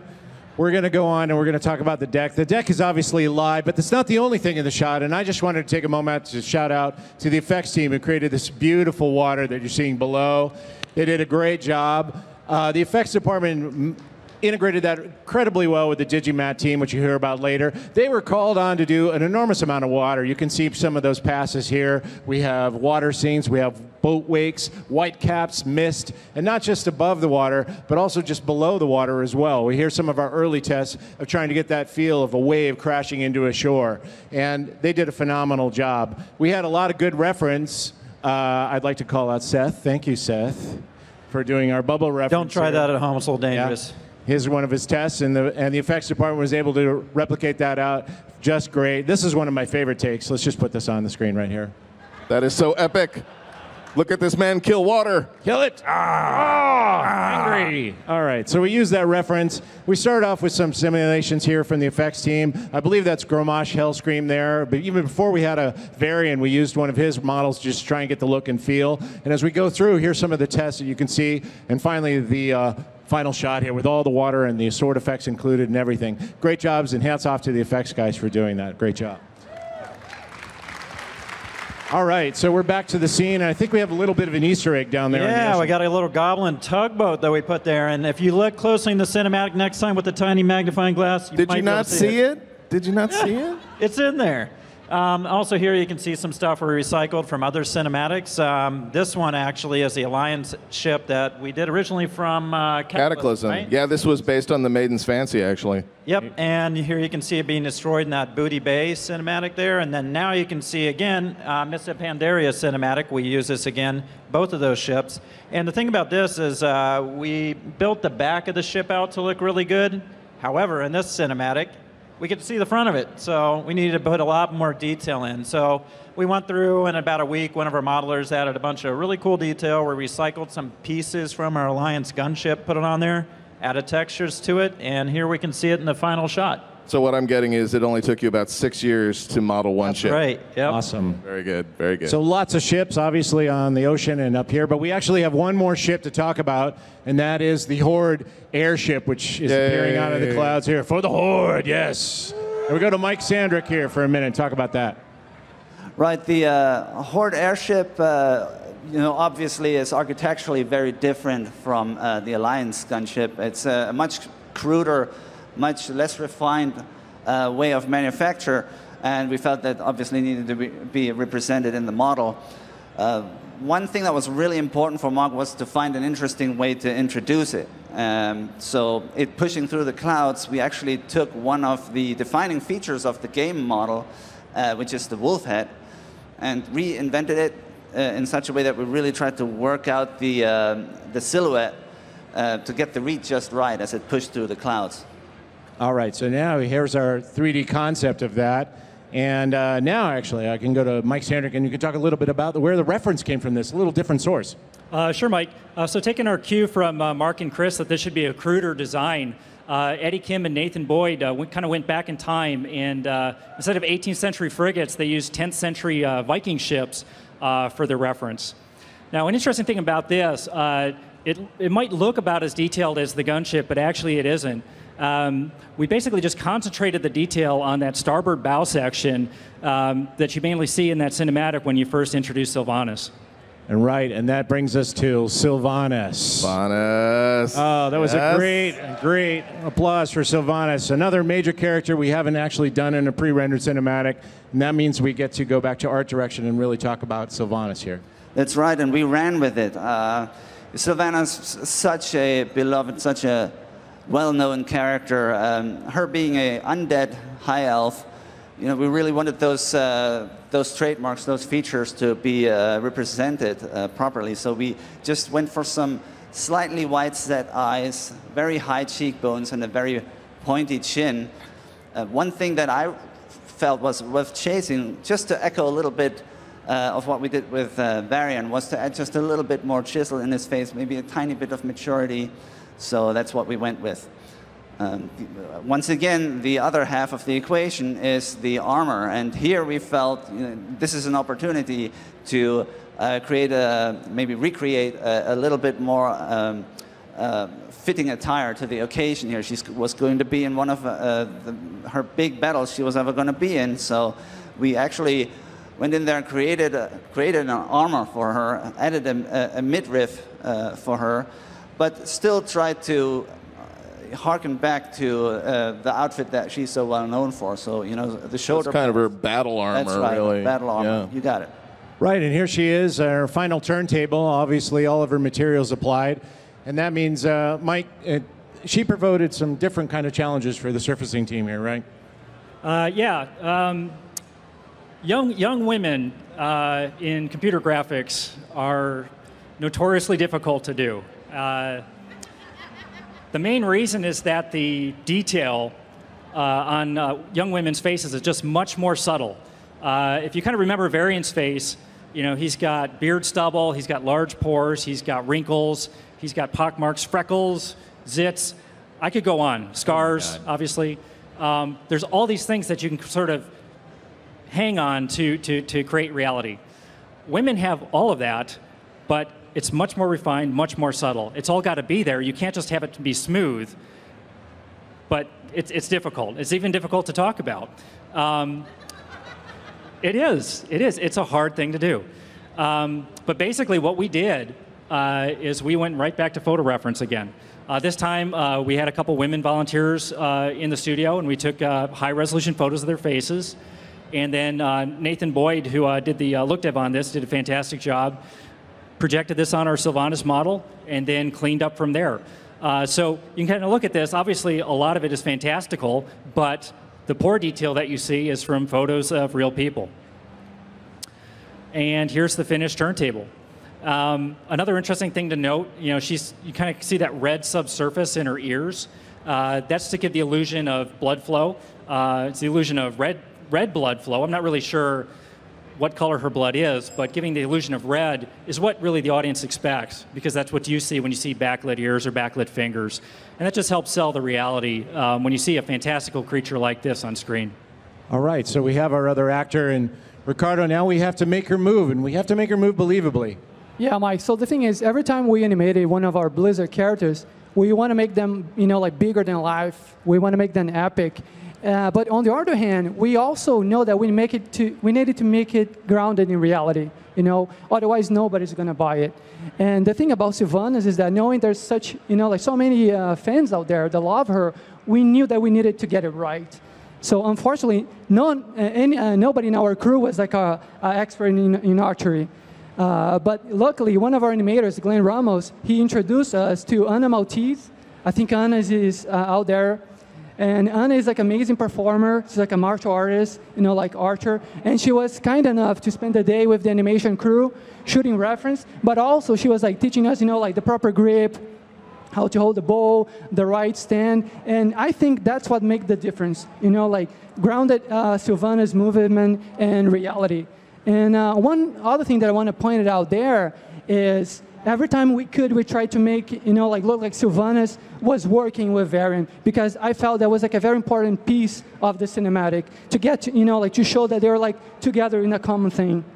Totally. Teamwork on this one. Yep. And I just wanted to do a shout out to both Anna and Jim Peary, our actors, for doing such a wonderful job, not just giving us the big action stuff, but for providing a lot of really great little subtleties of performance, just little pieces of gold that might be hard for us to mine on our old. So can you guys give them a round of applause real quick? Yeah. Thank you. Fantastic. Guys. Great work. Sometimes that's the most important stuff, actually.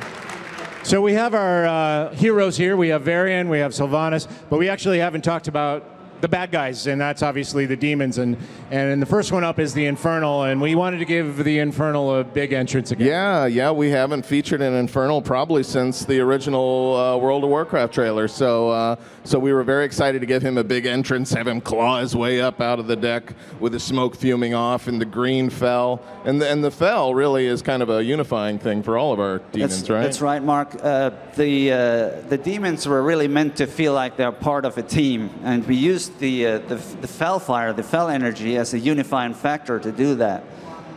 This was obvious for the Infernal, but then for the Felguard, actually the design work that we got from Team 2, from the game team, really helped us quite a bit.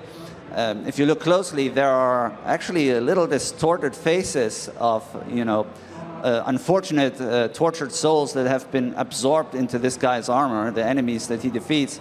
So we used those mouths and those eyes as little Felfire furnaces to get those team colors in there.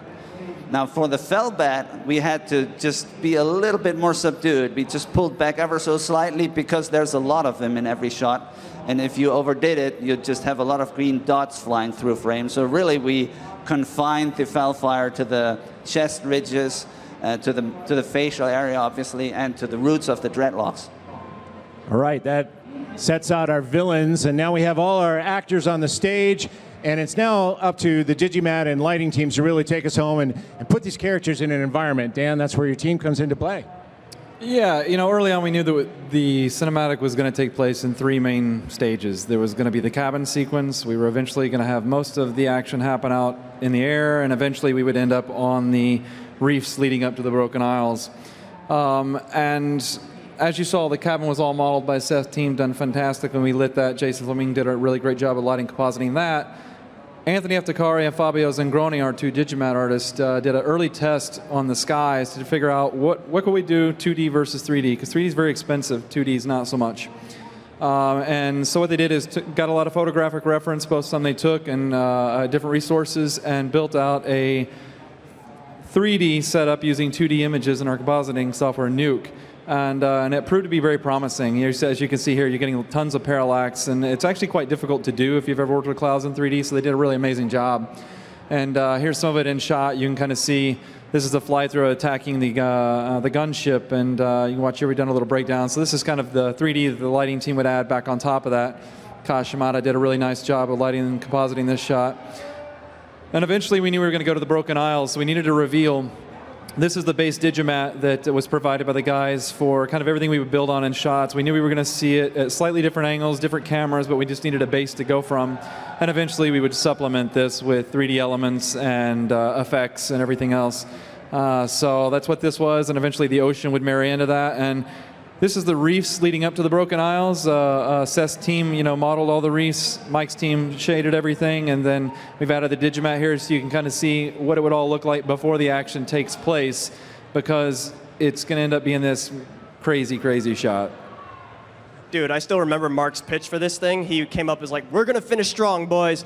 We're going to take every asset we have on this show. We're going to throw it at our heroes. We're going to see if they can fight through it all, which they can't because there's so many, but then they're going to try anyway and see if they make it to shore. It's going to be epic. It's going to be in one big shot. Yeah, that sounds great. Actually, Blizzard has a company policy where after pitches like that, you're allowed to go back to your desk and cry for about 5 minutes. After which we got back to work and we sat with Mark and we figured out what the important points were. Basically, we got to see the heroes, we got to see the villains, and they got to look insane. We got to see the Broken Isles, even closer than ever before, but so far away, and we want to finish with a bang. We drew straws, and Don Ta was the lucky previs artist who got to bring this shot to life. And he went through, brought his limitless energy, exploring so many iterations of Variant's choreography, the formation of the Fellbats, the creation of the rocks, and the placement, and the wave timing, basically solving all these problems early on so that later departments wouldn't have to. And when Mark was pretty happy with it, we went to Ricardo and we said, it's your problem now. It's very kind of you, Vince.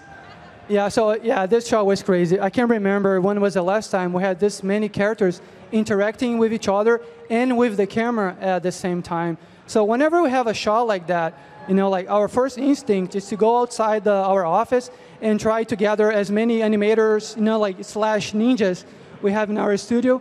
We place them all in our like live action reference room, and we start shooting reference with them.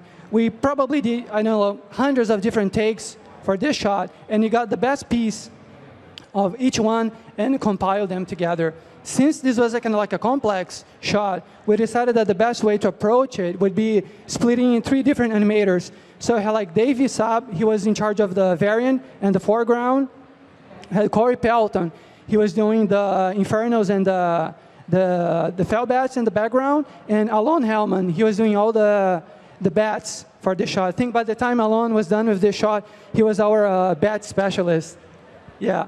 So the other interesting thing about this shot that I want to point out is that the first version that we did, and we show it to Mark, Varian was like stepping on the rocks, and right away he was like yelling. And Mark, like he saw that animation, was like, hey guys, I can buy the fact that after, like Varian did that whole thing, he doesn't take a minute, he doesn't take, like a step, breathe a little bit, and yell from the top of his lungs. So I thought it was kind of like a cool detail that helped bring this shot to life. Thank you for that, Ricardo. Yeah. Very nice. So the hot potato goes from previs to animation, and then after all that work is done by rigging and sim, and we get all that great work compiled in one place, and we give it to the team. And Dan, it's on you. Yeah, I'd like to give a huge shout out to the lighting, Digimat, and compositing teams on this show. They did an extraordinary job, and I mean, a shot like this shows that off. And Shenzhen, our lighting lead, was my right hand. The whole project was amazing. And when we get a shot like this, we've talked about previs, animation, modeling, surfacing, everything's going down this pipeline, and eventually they dump it in our laps and say, make it work. Luckily, their work is so good, it makes our job easier. And Enrique Munoz, our lighter compositor for this shot, took it on and put everything together, and it was really nice. We were able to decontrast the thing, make it a very warlike feel, handheld camera, throwing water on the lens, all the tricks we talked about earlier. And it all really came together and gave just a nice, really big moment. You don't always get to lead up to a big moment to end, but we got to here. Yeah, moments, that's exactly the thing that, when I see a shot like this, I think about what our goal is to, work together, to collaborate. Everybody brought their A game to create this moment. That's what we're looking for, is to make you feel energized or make you feel excited. Maybe we can thrill you with the moment. Maybe if we're really on our game, maybe we could touch you in some way.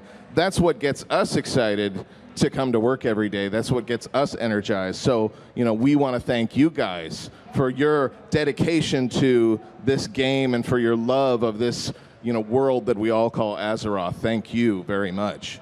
And while I'm thanking people, I got to remember the sound department, because sound is, I've said it before, sound is half of the equation at a minimum, right? These guys totally acquitted themselves beyond it all on this show, and I'm so very, very thankful for the work that they did, from the music to the sound effects to the mix. Fantastic work. So thanks to the sound department. Absolutely. And I'm going to throw a few more thank yous out for that as well. I'd like to mention our video and post-production group, which is responsible for taking this and putting it on YouTube. Actually, frankly, they're responsible for most of what you're seeing on stages today, so that's fantastic work. Our localization team for turning this from an English into 10 other different languages. World of Warcraft is a global game, and we're really proud of that fact. And I want to thank everybody here. That's our panel for today. So, thank you. We've left a little time for questions. If you have a question, our panelists here will be happy to set up here. Please come to the mic. We know that your time at Blizzcon is incredibly precious. There's so many things to go see, and we're happy that you spent some time with us today. Thank you, and have a great Blizzcon 2015.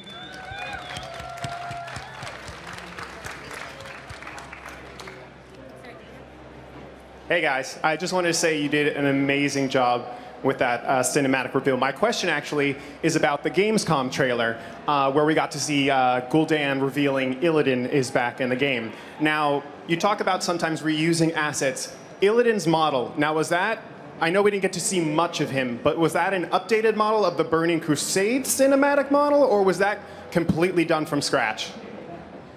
I can answer this one if you want to. Do you want to take it?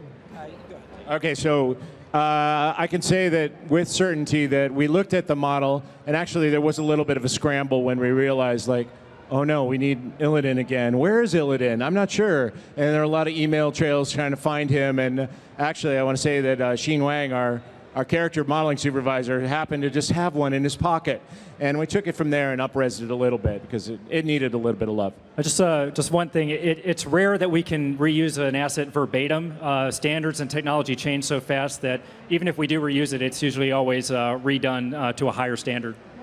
Was much texture work done with putting textures on Illidan because he was, a silhouette? Did much work get put into that? Luckily, not much, because we didn't have much time. So it was mainly the tattoos. Thank you so much. Thank you. This is one of my favorite panels every year I come to BlizzCon. I have to see how you guys make those beautiful cinematics. So thank you very much. I know this whole crowd appreciates all the work you do. I noticed that it starts with Varian being very kingly. He's very much King Varian Wynn. And at the end, he's back to being Lagosh. He's stripped down of all the armor. It's just him fighting, which is his initial element. Was that intentional, or like the character arc? Or? Yes, and thank you for noticing. Cool, that's it. Thank you guys very much for putting those details in. I appreciate all the work. Thank you for coming. I guess I'll just say it again, like the two before me, great job with everything. It's amazing to see all that up there. My question is, what made you guys finally pivot from the grunt stories, as it were, back to Varian and Sylvanas? What made you finally decide to go with him rather than them? I think it really was just that moment where we started thinking about what if Varian could communicate one last time with Anduin. If he thinks that he's going off to war and he thinks that maybe he's not coming back, then it just made sense, that he would want to have this communication. And, the father-son thing, I think, a lot of us are fathers and mothers, at Blizzard. And so, I think the parent thing just really spoke to us. And it seemed like it'd be a good heart to what would otherwise be a big action spectacle. And I think you didn't mind echoing the Lich King theme a little That's bit. true. That's true. We definitely were, the Lich King looms over me all the time. I'm like, how am I ever going to do anything that great? So it's like, my son, I'm going to grab that, It's true. He talks about it all the time. All right, thank you very much.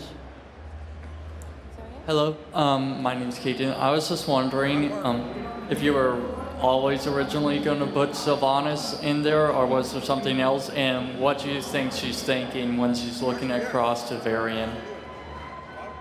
Yeah, we always were. From the very early storyboards that I was showing you on the corkboard, we were talking, we want to get Sylvanas in there. We needed somebody to represent for the Horde, because this was supposed to be both sides momentarily putting aside hostilities in the face of this greater threat. And so we just thought she'd be perfect for doing it. And what was the other half of your question? I'm sorry. What do you think she was thinking when she was looking out, getting prepared for battle and all stuff at Varian? Yeah, well, I think what the animators and I talked about was that she was kind of sizing him up and thinking to herself, okay, we agreed to be here for the thing, and I'm here, but I got my eye on you, She doesn't totally trust, but they're here to do a job. Thank you.